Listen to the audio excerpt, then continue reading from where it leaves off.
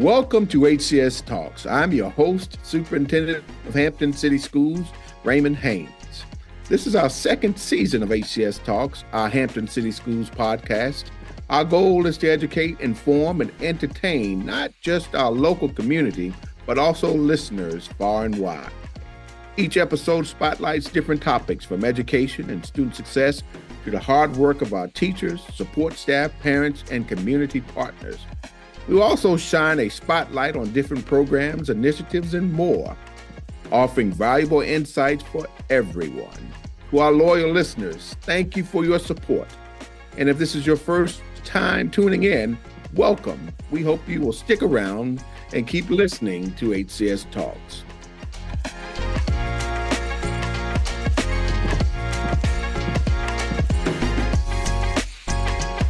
Today, I have the outstanding opportunity to sit down with Xaiver Williams, a somewhat recent graduate of the Hampton High School, a Hampton Crabber graduate from the class of 2019.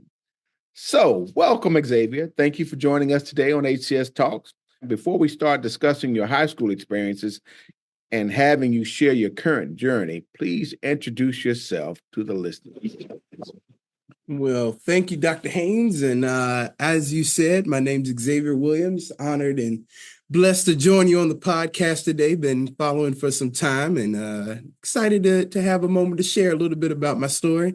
As you said, I'm a somewhat recent graduate. I started looking back and I was like, man, this has been about 5, maybe 6 years since I graduated from Hampton High School. So somewhat recent, but I'm a proud graduate of the Hampton High School, home of the Crabbers, and from the class of 2019. And currently I'm a graduate student here at the University of Georgia, pursuing my master's in education with a focus in college student affairs administration. So about basically higher ed administration, and doing well so far. So excited for our discussion today. Yes, sir. So you are at the University of Georgia now. Prior to the University of Georgia, after leaving the halls of the Hampton High School, where did you spend your undergraduate days? Yes, so after my time at the Hampton High School, I'm trying to count how many times we'll say that. After my time at Hampton, journeyed up the road about 3.5 hours to a very wonderful university called James Madison University, where I earned my bachelor's degree in music education. With an honors interdisciplinary studies minor with a focus in leaderships. Wow. Spent 4 years there, really enjoyed my time. JMU was far enough to where I wasn't too close to home, but it was close enough to where I could, be able to get back if things happen. So really, really enjoyed my time there. Home of the Dukes, right? Yes, sir. Home of the Dukes. You got me there. I forgot to add my Go Dukes like I normally do. So, yes, sir. I know you made your mark there, Xaiver, like you do in every place that you go. So can you share what type of activities or things you were involved in during your time at JMU? Yes. So I give a little context. I started off, when I was at Hampton High, very involved in music and such. And I was joking with a couple of my friends, telling them about our time together for the podcast. And I said, I have to mention the 3 Ps of Xavier's life.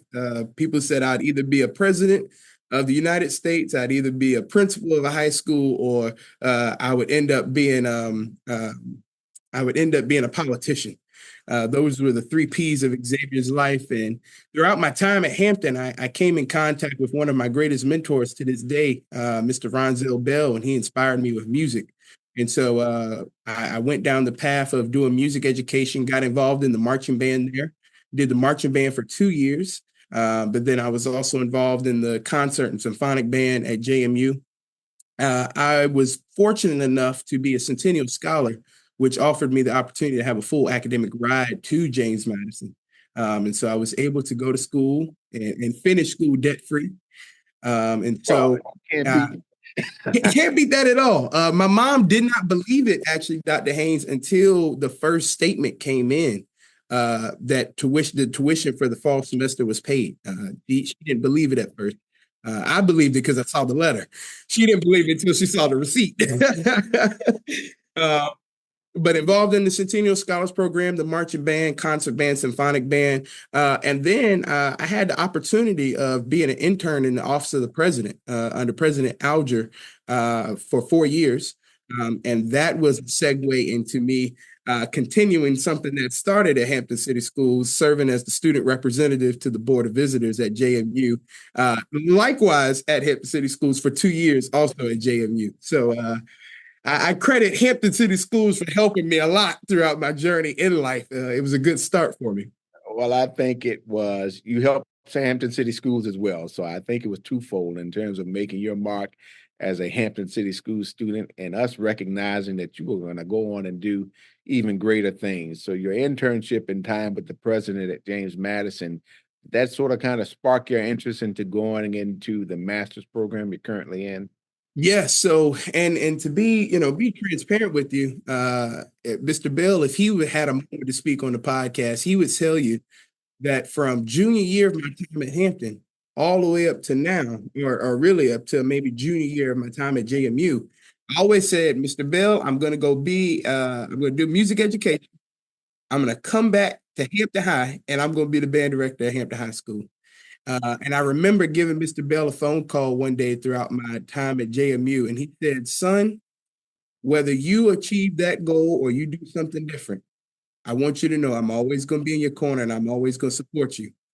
And so, like you said, my time working in the president's office offered me opportunities that I never imagined I would be able to have. Serving on the Board of Visitors as a student rep for 2 years, that opened doors that I went into college never knowing were doors that would open.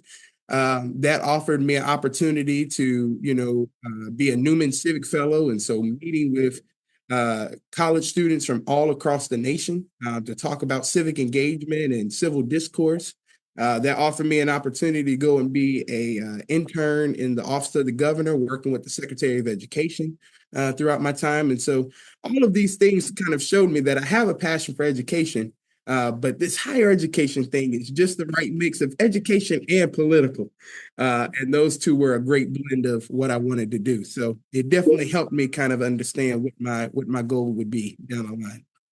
So it looks like, Xaiver, you are living up to this 3P piece. I'm trying to blend it. I'm trying.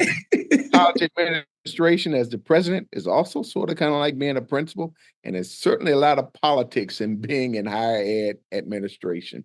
I've learned that I'm starting to blend those P's together. It took some time, but I'm really enjoying the path that I'm on. And like I said, I'm really enjoying my program here. Our program is primarily student affairs focused. So, when you look at that or think about that in the context of a university that's, working in university housing, working in like student orientation, maybe career services, those kind of areas on the college campus. So that's where I'm looking to get my start.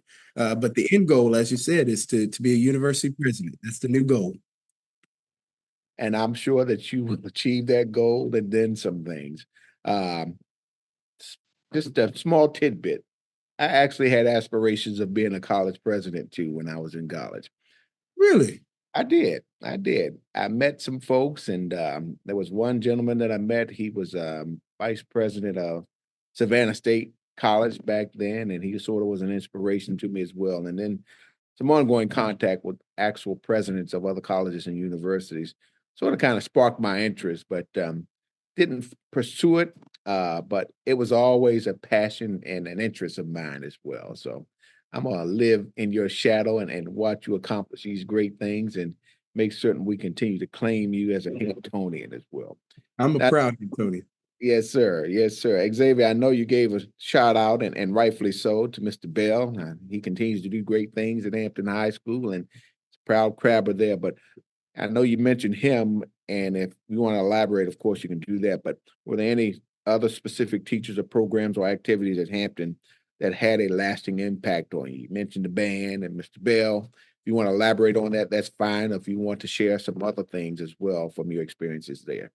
Yeah, I tried to take some time and think about this because I was trying to write everything down. I remember almost all of my teachers. It's some that the names kind of, messed up with me a little bit. But I look back at my time. I started off at Moton So I went through Moton, and then I went to Booker Elementary, formerly Booker Right. Elementary.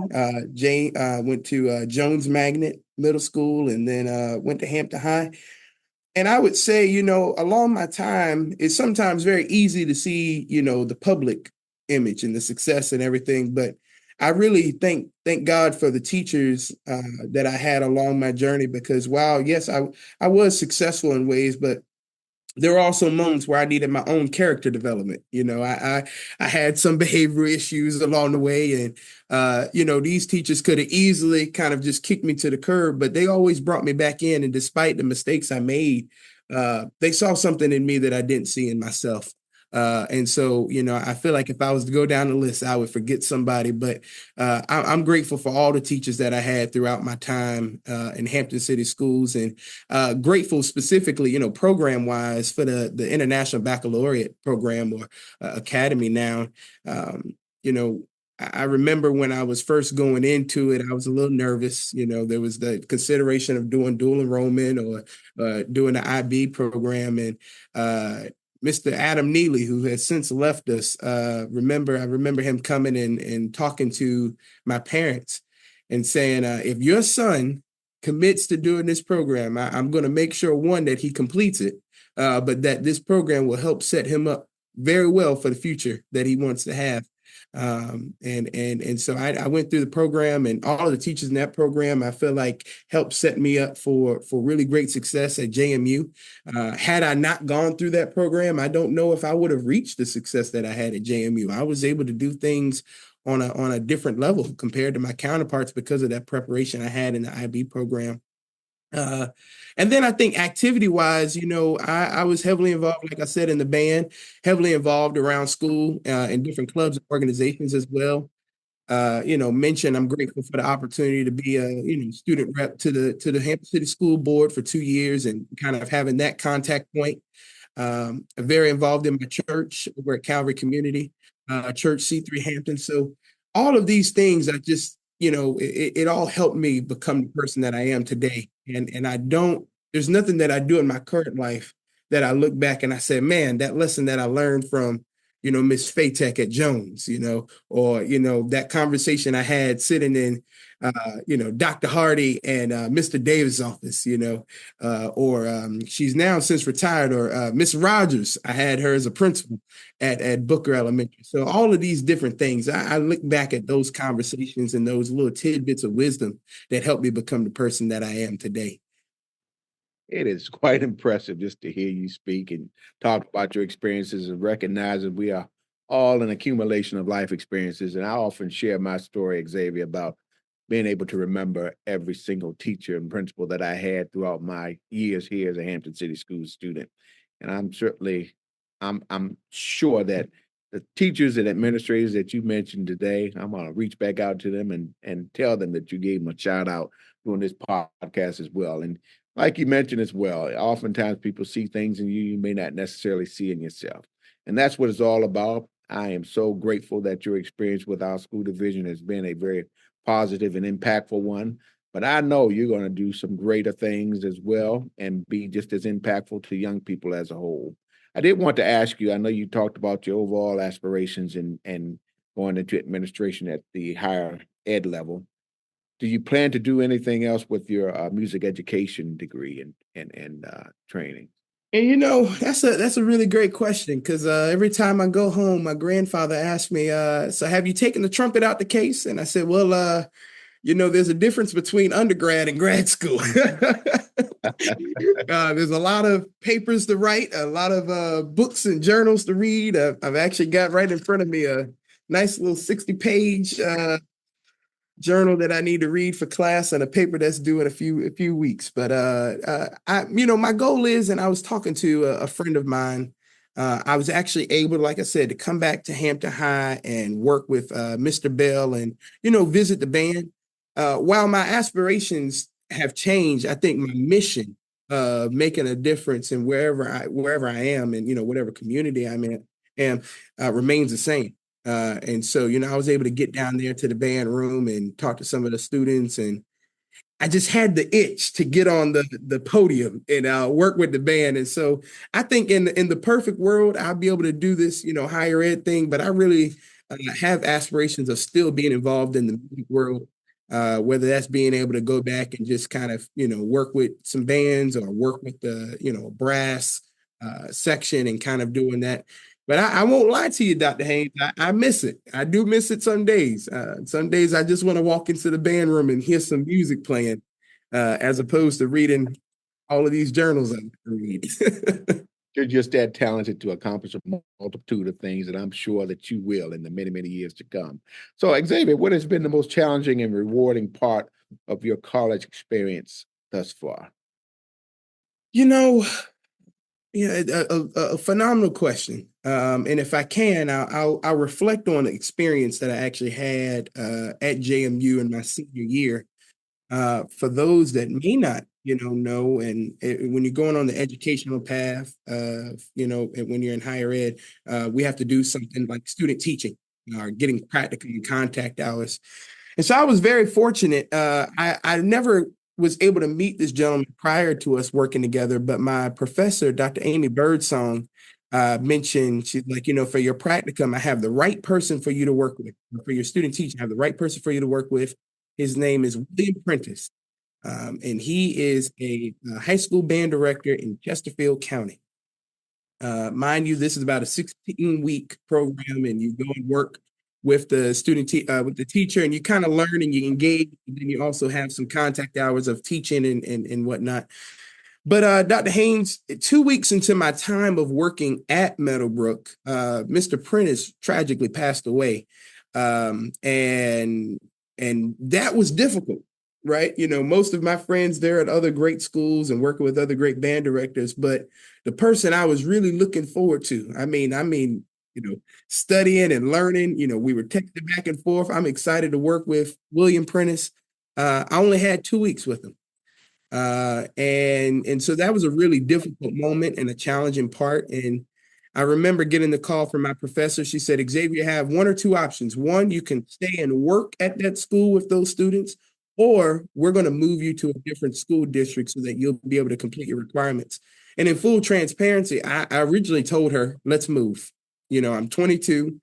I still want to enjoy college life. I want to, be able to enjoy these years before the real world hits, But yet again, I take it back to a few people that encouraged me and supported me. One, pastors that I had at JMU at a campus ministry that I was part of. My dad, stepped in and he told me, Xaiver, if this is your moment to make a difference in the lives of students the way you say you want to do, it's time for you to do it. And I remember giving yet again Mr. Bell a phone call, and he said, yet again, he always starts these with son. I don't know. It's always son.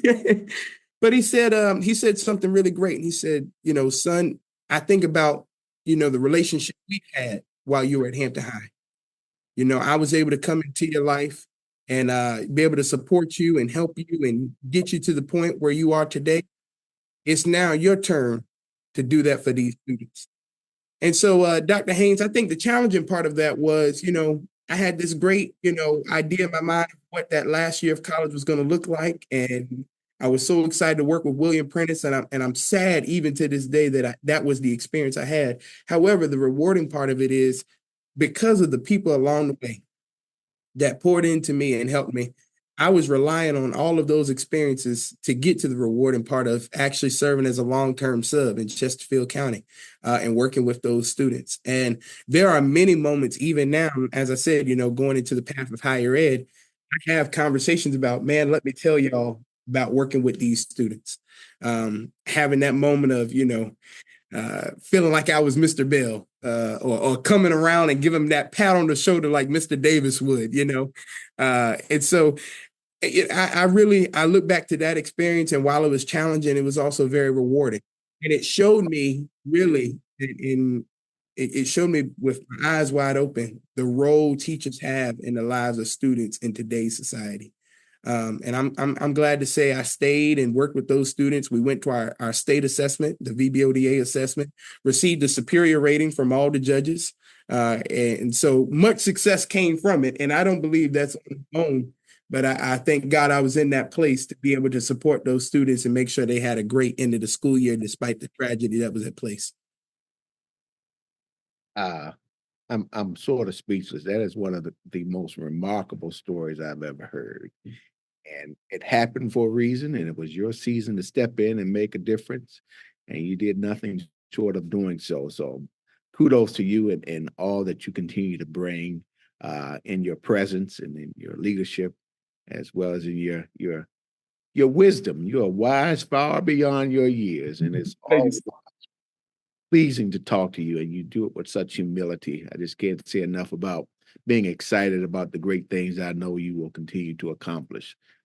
So I know you spoke a little bit about this too, Xaiver, graduate school and it being different for undergrad. So talk a little bit about the difference in your undergrad versus graduate experience thus far, and what has surprised you the most? Yeah, so I think, undergrad for me, I think the way I would kind of put it into words is undergrad is that opportunity where you get to go and sit down in front of a blank canvas. And you go and you pick a school of your choosing, and the school gives you the colors, the resources, knowledge, the skills necessary for you to paint the picture of what life is going to look like for you. Uh, and I think I was able to do that at JMU. I look at it from the case. I went in with one idea. I was going to go the music ed route, and I was going to teach, and I was going to do that. I remember the other goal. I told my mom, I'm going to be the drum major of the Marching Royal Dukes at JMU. Granted, that didn't happen, and I went into a different direction. But the beauty of undergraduate education is I think it's this opportunity to really explore the world in a way that, and just a different way that you may not have in K-12. It's all about getting the skills, the knowledge, the tools necessary to be productive in society. Graduate school, though, and the thing that surprised me the most about graduate school is you are simply becoming a specialist of the thing that you love doing. And so I was thinking, I went into grad school with this undergrad mindset of, man, I got all these classes that I may not want to take. And a lot of early morning classes or what have you. But I can tell you, Dr. Haynes, right now, and even in my second year, I'm in my second year right now, second and last year, 230 something days till graduation. I know you didn't ask for the count, but I just had to say it. I look at it now and I wake up, I only go to class on Tuesday and Wednesday. But I'm so excited to wake up and go to those classes because we're talking about things I'm so passionate about. I'm currently in an assessment class right now, and we're kind of talking about how to base things within a curricular approach. It's so important connecting things to a mission, the vision, the values, making sure we have, intentional objectives and outcomes. How do we, position that for certain demographics that are on our campus? So I show up to class and we're engaging with real world issues, but using theoretical concepts to kind of answer those questions. And I'm geeking out right now, but it's so amazing in my mind, and I really enjoy it. And so, that really surprises me. And, I get excited knowing that I get to go to class and really be able to wrestle with my colleagues and my peers in the classroom about, what our experiences were in undergrad and what we would do differently now as we prepare to enter the profession. So I enjoyed my undergraduate experience, and I think all of those things helped me recognize that I want to go into higher ed, but now my graduate school experience and education is helping me utilize those experiences to really kind of focus on how to become a specialist of, higher education and creating environments for students on the college campus to thrive throughout their collegiate journey. Excellent explanation and description. Excellent. So you talked about the theoretical concepts and merging them with reality as well. And that is what life is all about. But being able to tell the difference between the two as well and making certain that is understandable to the average person, I think will serve you well in many years to come. So this is one of my favorite questions, and I often reflect on it myself. If you could go back in time and give advice to your high school self, what would you say? Whew. Let me start by saying I haven't become, that's another thing that surprised me in grad school, how reflective you have to be. And I don't know if that's just our program within education or, higher ed, but I've had to become a reflective person. And this is actually something I thought about a lot last year when I first started my program. If I could give myself, if I go back in time and give myself any advice, uh, I would say two things. One, it's okay to say no. And I think the other part is it's okay to not be involved in everything. I think it's this idea, Dr. Haynes, and let me make sure I don't contradict myself. I think it's important for people to be well-rounded, right? I think it's important for people to be very, put all their effort into the schoolwork and be involved in the community and be in clubs and organizations, right? We want well-rounded students, right? However, I think sometimes it can be a pressure to be involved in so much and to do so much and to beef up the resume. And that if I don't say yes to this club or organization, then I'm letting myself down for what my next steps can be. But I would go and I would tell my younger self, Xaiver, do what you can with what you can. Excellent. Do it with excellence, right? And I don't think there's anything throughout my high school experience or time at Hampton City Schools that I didn't do with all my heart and all my soul. But I would go to the extent of saying I could see the standard of myself of, okay, maybe in that area I wasn't fully doing it with excellence. And so I would go and tell myself, Xaiver, it's okay to say no. And it's okay. It's also okay to recognize you don't have to be involved in everything. There's some things, you can be involved in a few things and do it with excellence. Instead of being involved in everything and then trying to tread water and not, drown. Be involved in a few things and do it with excellence. That is a quote to live by.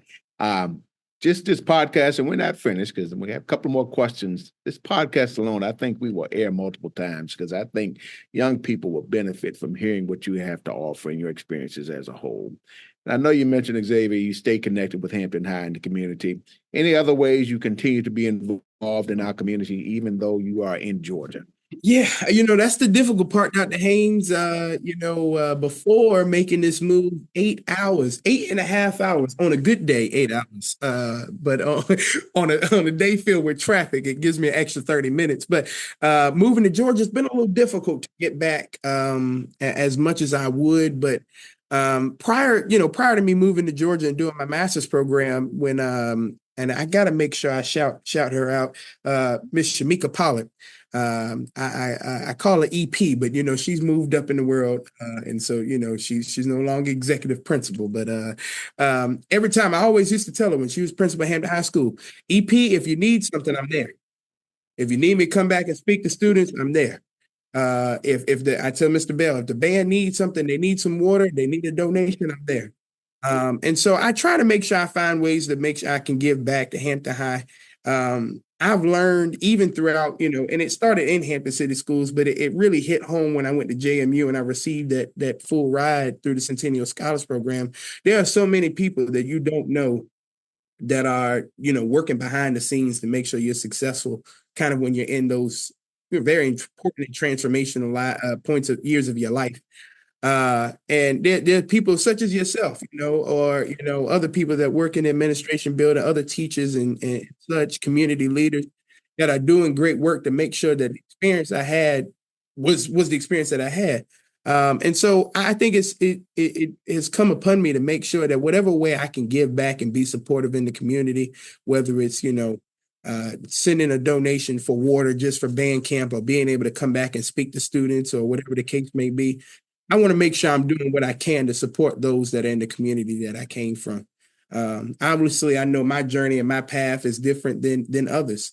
But that doesn't mean that journey or path would dictate what their life trajectory looks like. And I want to make sure I can be just a part of the plan and the puzzle that helps students, be able to make a successful life or have a successful life for themselves. So I try to be able to get back as much as I can. And it went from a drive to now sometimes a flight. But I try to make sure I get back and support the community in Hampton High School, because I wouldn't be who I am today if it wasn't for the village of Hampton City Schools and the village of the city of Hampton. So and yeah, be where it is now, were it not for outstanding individuals like yourself. So I know this sort of speaks to something I asked it just a question or two ago, but what advice would you give to current high school students who are thinking about pursuing higher education? Yeah, I was thinking about, I tell you, I haven't been this reflective until I got into a grad school program. So I've been thinking about a lot of these things. Two things I think I would say to students who are thinking about higher ed, or even Dr. Haynes, if I can, things in life in general, right, that are pursuing things. One thing that my dad has, we've talked about recently in my life is anything worth having in life is worth fighting for, right? Anything worth having in life is worth fighting for. And in a very practical sense, right? If you want an A on the test, it's worth fighting and staying up maybe a little extra to study, right? If you want to beat the Phoebus Phantoms, it's worth going and staying a little late in practice so that you can do what you got to do to get out there. You may not be successful. You gave it your all. You gave it your all. Now I'm a crabber. That's the only Phoebus comment I'll give you. But anything, my dad said that, and it's been stuck in my mind ever since he said it. Anything worth having in life is worth fighting for. And so I think that allows you, even in your young age of being in high school, what do you want in life? And when you identify that, that's when you start to identify what are the sacrifices I'm going to have to make to fight to get to that goal. I look at my own journey of when I was in high school. My dad, when I turned 18, we sat down and had a very father to son, heart to heart conversation. And he, was giving me the conversation. You're not a man in the world. There's much that I try to protect you from, that conversation. But you have to make your own decisions now. And one of the things he told me was, your mom and I, we tried our best to try to, prepare you to be successful and give you all the tools and resources to do it. When it comes to school, we didn't save any money for you. And so if you're going to go to school, you're going to have to find scholarships or pay for that thing on your own. Now I'm sitting here, I'm like, I just turned 18. I'm still trying to, be told happy birthday. And how does it feel? You're telling me I don't have any money to go to school. However, that conversation lit the fire for me, Dr. Haynes. And what I recognized in that moment was getting a degree from a college or university, something my parents did not do, something my great-grandparents did not do, that was worth fighting for. And so it required me to spend some time, writing essays, making sure letter recommendations were done, making sure that I had the GPA and the test scores and I was a well-rounded student so that I can get to that goal. And allow me to be the testimony of when you work hard for it, it comes to you. And I was able to get that full ride. The last thing I would say, though, and this is something that also has been on my mind a lot lately in a church that I go to here in Georgia, the pastor said something that's really profound. He said, rarely in life do you get much of what you do want without getting the thing that you don't want. And I think that kind of goes back and forth with kind of the comment that my dad made, but it really talks about this thing of being aware that, sure, you can get some things that you want in life, the thing that you do want, but there's also a sacrifice and there's also work and there's also a challenge that's going to come on the backside of that you may not want. And I look at that from the leadership perspective. When I was at JMU, one of the challenging things that we had was, some controversy, politically on things. And so like you want to be in the leadership position, you want to have a seat at the table. And that's the thing that you do want.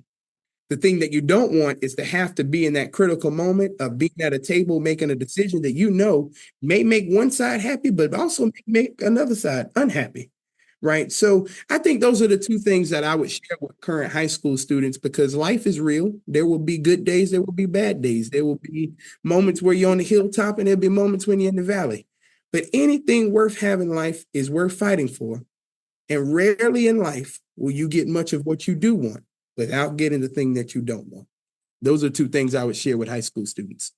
And it speaks to what was shared with me a while ago. You're going to have to allow young people to go through hard things. As much as a parent, as a father myself, I tried to shield my own daughter from the hard stuff. I was also told you're going to have to let her go through it because it's part of life, and it's going to build character, and recognizing that nothing in life worth fighting for is going to come easy. So well said, Xaiver. Well said.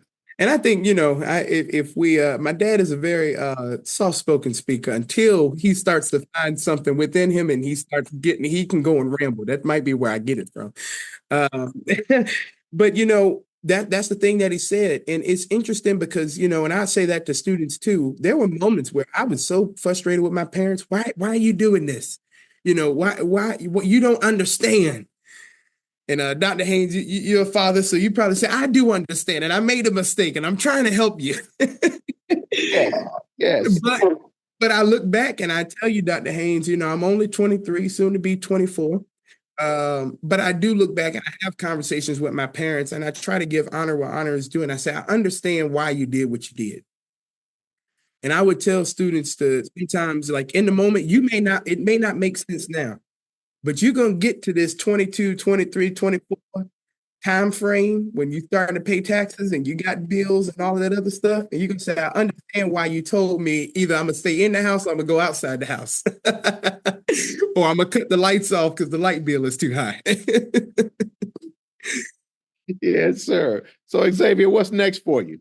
I know you share what your goals are academically and personally, and your aspirations of higher education, but what immediately is next for you? Yeah, so right now, like I said, I'm in year 2, 30 days away from commencement.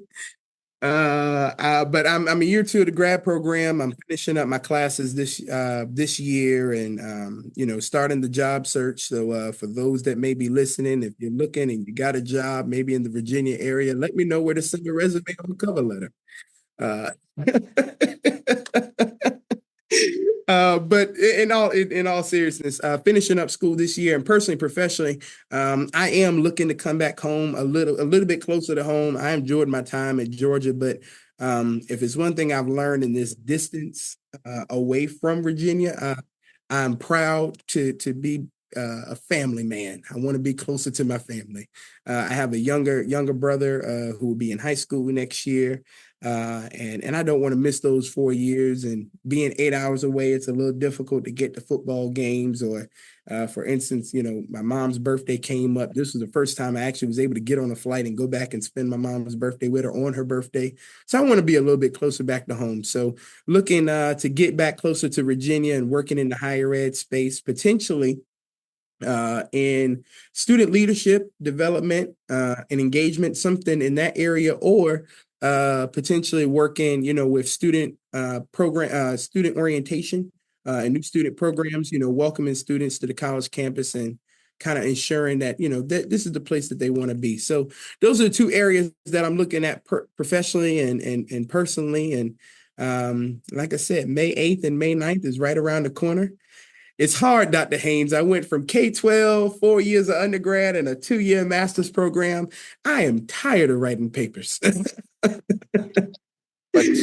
are you going to pursue the doctorate at some point in time? Dr. Haynes, I'm very ambitious. And if you would have asked me that question before the master's program, I would have told you that I would have done this 3 in a row, undergrad, master's, and then did the doctorate. I'm going to take a few years off and then hopefully look to join a PhD program, do my PhD in higher ed leadership and administration. And we'll see where and when that journey would start. But as of right now, I'm school is a little tiring. Can I be transparent? I'm gonna hold you to completing that doctorate at some point in time. I'm gonna say on you, like many have stayed on me prior to my obtaining it as well. I have certainly enjoyed my time with you this morning, sir. I appreciate your being flexible in your schedule. I was saying that one of my mentors used to say to me, because oftentimes you hear folks say, I'm not a role model. I don't see myself as a role model, but I also firmly believe that everyone's actions and deeds become models for others, whether you choose for them to be or not. I think, Xaiver, you are the quintessential role model for folks to follow and emulate. I'm looking forward to all the great things you will accomplish. I'm very proud to say that you are a Hampton City Schools graduate, a graduate of the Hampton High School, Yes, and sir. that you actually are truly reflective of what it means when we talk about being the portrait of a Hampton graduate, ensuring that you are college, career, and life ready and ready to come back and make a difference in your community as well. So certainly thank you for your time, and we wish you the best in finishing grad school and hope that you actually return to your home here in Hampton, Virginia as well. Absolutely, sir. Thank you so much. Thank you as well. And to our listeners, remember, education is the most powerful weapon you can use to change the world. As one community, one transformation, we will ensure academic excellence for every child, every day, whatever it takes. We will catch you next week. Listen to learn more about Hampton City Schools. New episodes of HCS Talks drop on Thursdays. Subscribe and listen to HCS Talks. HCS Talks is a Hampton City Schools production.